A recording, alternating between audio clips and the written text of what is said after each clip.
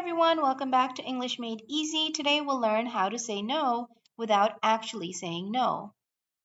Turn down. Turn down is a way of saying no to an offer or request. I have to turn down that offer, but thank you. Back out.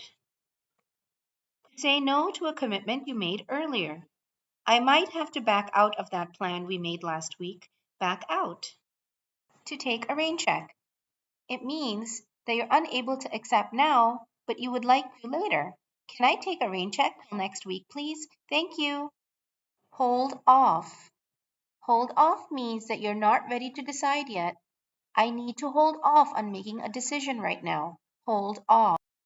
Sit this one out. It means you are saying no to participating in an event or activity. I'm going to sit this one out. I'm not feeling well. Like and subscribe. Bye.